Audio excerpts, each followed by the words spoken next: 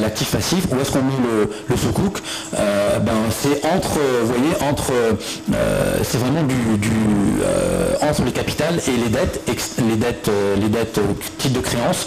Selon sa nature, s'il est participatif, il va être presque comme du quasi-fonds propre. Mais il ne viendra pas diluer le capital, ça restera un traitement non pas de dividende, mais bien de rémunération qui ne supportera pas la fiscalité des dividendes, et on peut être plus proche d'un titre obligataire avec une fiscalité réservée à cet effet. Et de l'autre côté, les actifs sur les actifs sous-jacents. Donc dernier point sur l'investissement, la partie justement émission et développement. Un ami nous a un peu dit que effectivement ce qui est important, c'est de montrer aussi la réalité de ces choses-là. Et là on est assez fiers d'avoir pu contribuer au développement de la place de Paris, parce que souvent depuis Christine Lagarde, il y a eu pas mal de rapports, notamment il y a des économistes qui ont écrit un papier qui disait qu'il y aurait 100 milliards de dollars potentiellement sur le marché de la finance islamique en France. Malheureusement tout ça a été basé sur des grandes hypothèses, et notamment que l'État français pouvait émettre un sukuk souverain, mais bien sûr il n'est pas venu. Bien sûr le chevalier blanc du Moyen-Orient n'est pas venu, il est allé plutôt sur des immobiliers de luxe ou les stades de foot, etc. Et finalement on s'était dit il faut qu'on fasse quelque chose pour la place de Paris, il faut qu'on montre que c'est faisable, que ça peut être rentable, et que finalement il n'y a pas à rougir de la complexité des grosses opérations. Et au lieu de faire un gros sukuk comme dit de 500 millions de dollars, on a fait pareil, on a commencé à 500, mais c'est 500 000 euros. Donc c'est pour une PME, en l'occurrence des entrepreneurs dans la restauration qui voulaient développer une chaîne de restauration. Une belle histoire, parce que c'est le concept vient de Dubaï. C'est le groupe Al Islami Food, qui est un des gros de l'agroalimentaire du Moyen-Orient, avec cette chaîne qui s'appelle Al Farouj, donc dans la restauration autour du poulet. Donc on a structuré de A à Z une émission en sukuk mudaraba de 5 ans, validé par un sharia board francophone. Tout était bien, l'émetteur est français, le produit venait de Dubaï, mais le produit final, le restaurant est français, la structuration est française, le sharia board est français. Donc petit cocorico, d'ailleurs il y a un petit coq dans le logo de la société, et on est content. Alors bien sûr on ne pouvait pas faire appel à des gros cabinets d'avocats, donc on a fait ça avec les moyens du bord. On ne pouvait pas faire appel à une agence de notation parce que ça coûte très cher et on n'est pas sûr de la qualité de leur service, donc on a fait sans notation. Et pareil, pour être coté sur le marché il faut généralement quelques millions, donc on s'est dit on ne pouvait pas faire tout ça. En revanche on a fait en sorte qu'au moins il soit enregistré. Et là, c'est Bloomberg qui nous a sauvés. Alors, désolé, Thomson Reuters est un des partenaires de l'événement, mais la prochaine fois, on sera content de faire notre prochain sukuk avec eux, de le faire sur leur base de données. Donc voilà, si vous allez sur Bloomberg, vous pouvez retrouver ce sukuk qui est listé. Au final, la comparaison des deux types de sukuk entre asset back, asset base, je ne vais pas vous saouler avec ça, je pense qu'on a vu les grands points. Le plus important, c'est que d'un côté, ça correspond à si j'ai un accès direct sur l'actif, et je peux, dans ce cas-là, avoir une rémunération totalement liée à l'exploitation de ces actifs, et donc je partage le profit, et je suis en risque directement sur la qualité des actifs. Quand j'ai par exemple une grosse centrale d'électricité, ou j'ai un bel immeuble, l'actif il vaut quelque chose, donc j'ai aucun problème pour dire mon risque il est sur l'actif sous-jacent. En revanche, quand je suis une petite structure, j'ai pas forcément de gros actifs comme ça, mais j'ai une belle signature, je m'appelle, une belle société corporate du Maroc, mon nom a une certaine force, donc je vais utiliser plutôt ma signature en transférant cette fois-ci pas des actifs réels, mais des droits, ou du fruit de ces droits dans ces sociétés, et qui vont émettre des sukuk. Et donc là en gros ce qui va être pricé, c'est la signature de la société. Donc d'un côté, quand on a les actifs, on est en asset backed, quand on a la signature de l'émetteur, on est en asset based. ce qui donne voilà, une classification sur les marchés en asset based, asset backed, en fonction de si on est sur des actifs vendus comme la Murabaha, Salam et Sisna, les actifs de leasing, Ijara essentiellement, les actifs de partenariat, Mudaraba et Musharaka, ou de contrats de développement commerciaux. Quelques exemples de ce qui sont sur le marché, on a parlé de celui de General Electric, vous avez d'autres très belles opérations comme bien sûr les souverains, le gouvernement de Dubaï, pardon, de Bahreïn, de Malaisie, Abu Dhabi Islamic Bank avec un rendement de 3,78, ça commence à devenir très intéressant, très compétitif, et le meilleur pricing aujourd'hui, en tout cas en termes pour l'émetteur, c'est le gouvernement de Malaisie qui a donc un bon rating et qui est à 2,99, c'est un des sukuk les mieux ratés. Je passe là-dessus juste pour vous dire en synthèse, le principe de départ à retenir, c'est la participation d'un projet réel avec une activité productive et son risque inhérent. Encore une fois, on est dans l'éthique musulmane, ce qui permet de justifier une rémunération, c'est d'où vient la source de valeur. La source de valeur vient de l'exploitation d'un bien, de la vente d'un bien, du loyer d'un bien. Donc, et le risque qui est associé à ça. C'est ça qui justifie mon point de départ sur la rémunération. La règle corollaire, c'est que la rémunération annuelle et le remboursement du capital sont indexés sur la profitabilité des actifs sous-jacents. Cette indexation, elle peut être sécurisée. Si j'ai un bail long terme avec un loyer fixe, j'ai aucun problème pour dire, voilà, vous êtes garanti d'avoir un loyer de 5% par exemple.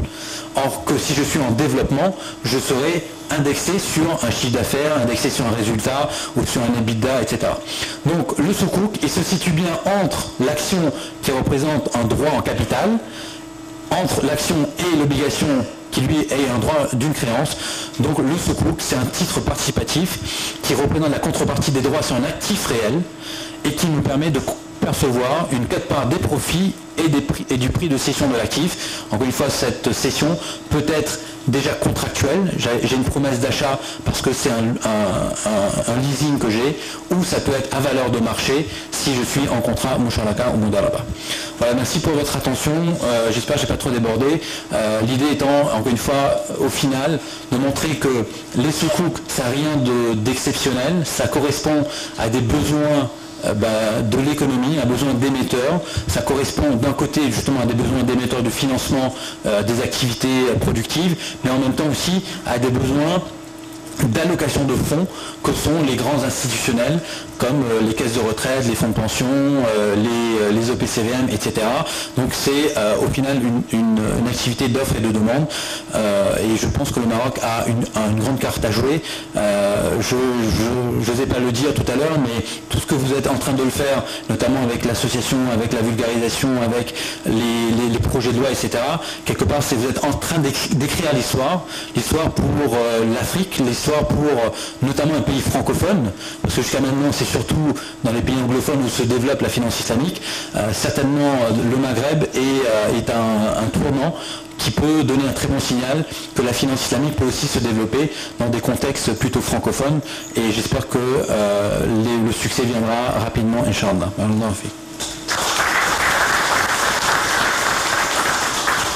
Merci à Anas pour cette présentation à la fois très riche et très compacte où de très nombreux points essentiels ont été évoqués avec des exemples concrets aussi bien que ce soit de GE, que ce soit également de Total et Saudi Aramco, que ce soit également de l'expérience des sukuk PME, sukuk Farouj, et également quelques points ou quelques problématiques abordées en France, c'est-à-dire le retour d'expérience français. Je suis persuadé que les points qui ont été abordés vont susciter des questions. Donc après la présentation de Mme Chafil, on reviendra sur les questions sur la présentation de M. Anas Patel. Alors notre deuxième conférencier ou conférencière est Mme Chafil. Donc Mme Chafil est ingénieure de formation, diplômée de l'école Hassania. Elle est également titulaire d'un MBA de l'École nationale des ponts et chaussées de Paris. Elle est actuellement directeur général ou directrice générale de Maghreb Titrisation. Auparavant, elle a été directrice déléguée de CDG Développement en charge de la stratégie financière. Elle avait exercé pendant une dizaine d'années des postes de responsabilité dans le financement des grandes entreprises au sein de deux banques de référence de la place, BMC Bank et BMC pour ne pas les citer.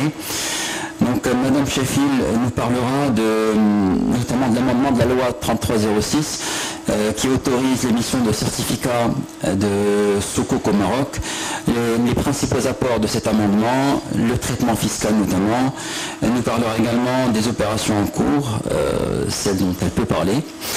Elle nous parlera également du processus de mise en œuvre pour le financement des projets et certainement elle nous donnera quelques exemples, concrets. Donc vous avez la parole, merci. Vous avez également 30 minutes. J'espère que je vais pouvoir le faire en moins de temps.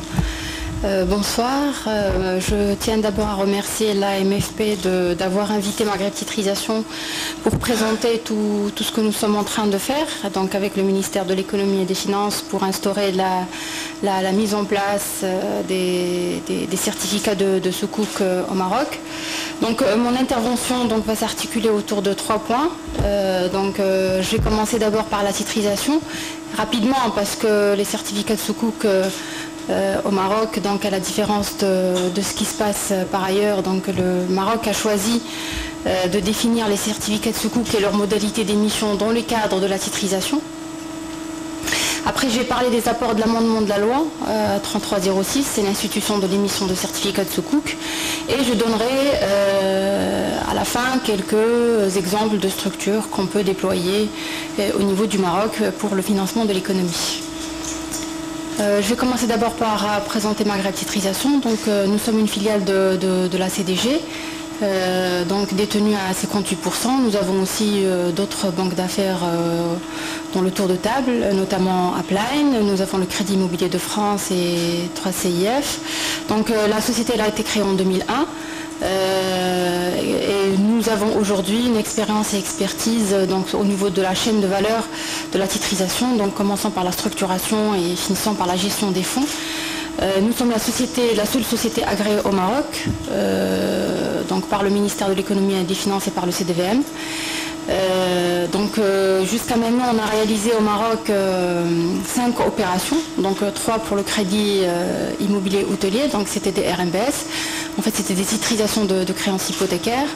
Nous avons réalisé également une opération pour le groupe Banque Populaire, toujours sur la base des créances hypothécaires. Et récemment, au courant du mois de juin, nous avons arrangé le premier fonds de créances commerciales, ce qui diffère des autres fonds de titrisation, pour le compte de l'ONE, pour 1 milliard de dirhams. Donc nous avons également accompagné le ministère de l'économie et des finances pour l'amendement de la loi sur la titrisation, et nous avons noué des partenariats avec des grandes banques internationales justement pour promouvoir l'émission de soukouk, aussi bien localement mais surtout à l'international, donc pour apporter la liquidité qu'il faut pour le financement des projets au Maroc. Alors, avant de parler des soukouk, donc une définition rapide de la titrisation que vous connaissez déjà. Donc c'est un financement structuré qui consiste à isoler des actifs dans un fonds de titrisation, donc une entité ad hoc. Donc les cédants, les originateurs dont a parlé M. Patel, donc ils cèdent des actifs à un fonds de titrisation, et pour l'acquisition de ces actifs, le fonds émet des titres auprès d'investisseurs institutionnels. Donc il y a d'autres intervenants dans l'opération de titrisation, il y a le gestionnaire et le dépositaire. L'historique de la titrisation au Maroc, il est récent, l'histoire est très très récente. Donc la titrisation au Maroc n'est apparue que dans le début des années 2000, donc avec une première loi 1098, qui limitait la titrisation à des créances hypothécaires, premier rang détenues par des banques. Bien sûr, c'est venu plusieurs années après les États-Unis et la France. Il y a eu une nouvelle loi 3306 qui a été adoptée et promulguée en 2010, qui a élargi l'assiette des créances, mais également élargi les créances, l'éligibilité des originateurs qui peuvent recourir à ce type de financement. Qui avant, seulement les banques, après en 2010, on est passé à des établissements publics, des établissements de crédit, des délégataires de services publics et de sociétés de réassurance. Et on a élargi aussi la notion de créance. Donc on ne parle plus que de créance hypothécaire, mais de créance de toute nature, née ou future, ou à naître. Donc on s'est rapidement rendu compte qu'il y avait de l'étroitesse dans cette loi, qu'il y avait des freins sur le plan des originateurs, sur le plan des actifs, mais aussi en 2012, donc on a senti, avec le développement de la finance participative au Maroc, puisqu'il y avait une loi qui se préparait à l'époque pour les banques participatives. Donc comment on allait financer ces banques participatives, quel est le moyen de financement de ces banques participatives, mais surtout comment peut-on s'insérer dans la dynamique qu'a connue le marché de capitaux islamique et notamment les soukouks. Donc d'où la réflexion sur l'amendement de la loi 3306, donc sur laquelle nous avons travaillé étroitement avec le ministère de l'économie et des finances, et donc une loi qui a été sur laquelle on a commencé à travailler en mai 2012. Et donc qui a été adopté par les deux chambres du Parlement en février 2013, et nous attendons sa publication sur le bulletin officiel.